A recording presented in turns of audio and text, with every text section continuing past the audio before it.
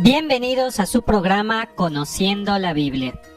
El día de hoy iniciamos una nueva serie que se llama Eventos Finales.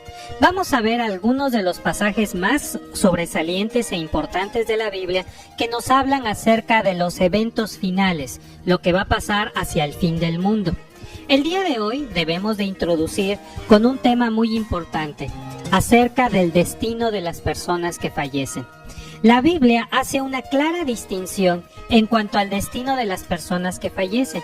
Como se va a utilizar ese término frecuentemente al hablar del regreso de Jesús y de los eventos finales, primero debemos de establecer esa diferencia.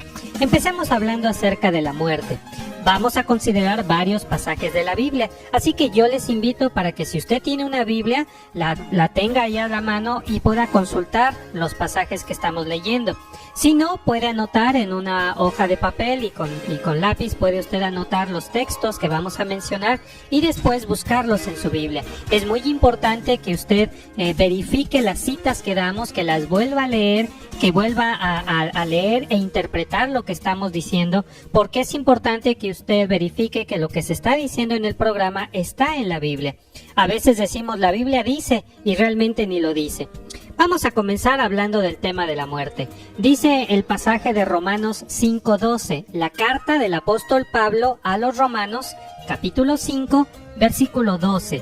Dice de la siguiente manera: Por tanto, como el pecado entró en el mundo por un hombre, haciendo referencia a Adán, y por el pecado, la muerte, así la muerte pasó a todos los hombres, por cuanto todos pecaron.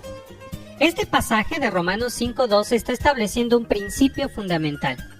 Cuando Dios creó a Adán y a Eva, no los diseñó para que murieran. El plan original de Dios para la humanidad no era que experimentaran la muerte. Cuando Dios creó a Adán y a Eva y los puso en el jardín del Edén, Dios esperaba que ellos estuvieran un periodo de tiempo. Ahora no podemos hablar mucho de eso porque estamos en otro tema, pero aparentemente la Biblia nos da a entender que Dios tenía planes de que el ser humano viviera aproximadamente 1000 años en la tierra en un periodo de preparación, de entrenamiento. Después de eso serían transformados. La palabra griega es metamorfosis. Es lo que le sucede a la oruga cuando se convierte en mariposa. Una mariposa no es una oruga con alas. Una mariposa es una oruga que ha sufrido una transformación completa. Cada célula de su cuerpo se ha modificado para convertirse en un nuevo ser.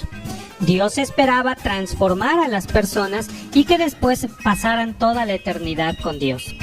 Sin embargo, como dice Romanos 5:12, a causa del pecado, Adán introdujo la muerte a los seres humanos. El pecado engendra muerte, dice la Biblia. La paga del pecado es muerte. Ahora, la muerte es estar separado de Dios. Eso significa muerte. Como consecuencia de estar separado de Dios viene la muerte física. Es como cortar una rama de un árbol. Si usted corta una rama del árbol, la rama sigue igual. Las hojas siguen verdes. Aparentemente no ha pasado nada. Pero con el tiempo usted verá cómo las ramas de ese árbol, las hojas que hay en esa rama se empiezan a secar. Como la rama se cortó del árbol, cuando se le acaba esa esencia de vida, la savia, se empieza a morir, se seca. Es lo mismo que le pasó al ser humano. El ser humano estaba vivo no porque nosotros tengamos vida en nosotros mismos. La vida del ser humano está conectada directamente con Dios. De Dios fluye la vida. Jesús dijo que Él era la vida. De Dios fluye la vida y llega al ser humano.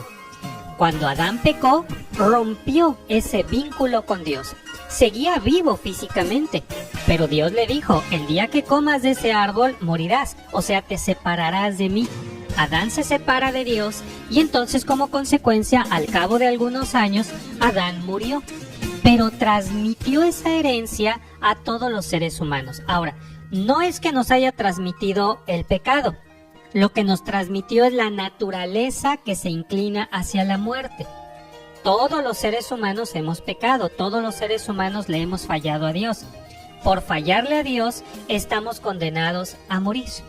La muerte significa estar separados de Dios. El destino de los seres humanos es morir, pero no era ese el plan de Dios. Ese fue la consecuencia del pecado en el mundo. Que los seres humanos se enfermen, se deteriore su vida y finalmente mueran, es la consecuencia natural de vivir en un mundo de pecado.